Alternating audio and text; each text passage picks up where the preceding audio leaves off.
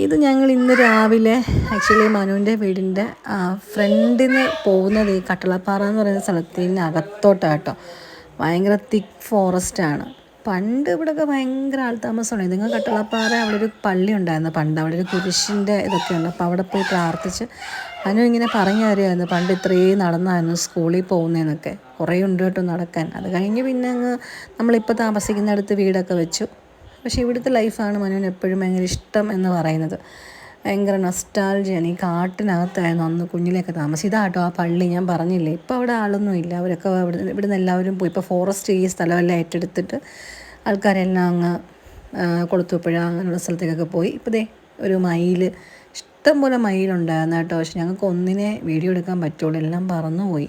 ഭയങ്കര ഒച്ചപ്പാടാണ് വേഴാമ്പലിൻ്റെയും മയിലിൻ്റെയൊക്കെ. ഭയങ്കര ഇതിപ്പോൾ രാവിലെ ഒരു 6:45 7 മണി സമയത്താണ്.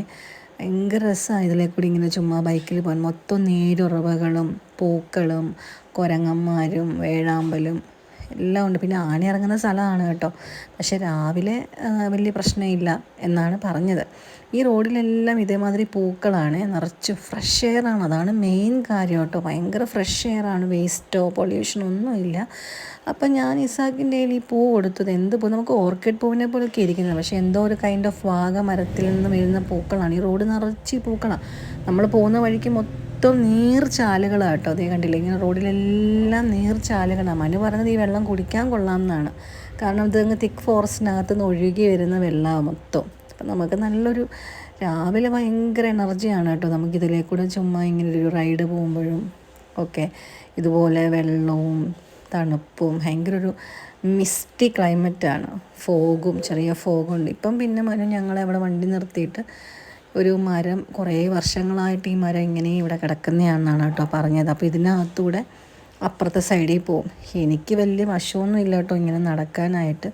പക്ഷേ എങ്ങനെയോ ഞാൻ വിചാരിച്ച് വീഴുവന്നു, പക്ഷേ എങ്ങനെയോ അപ്പുറത്ത് എത്തിപ്പെട്ടു. എന്നിട്ട് അപ്പുറത്തെ സൈഡിലേക്ക് പോയി.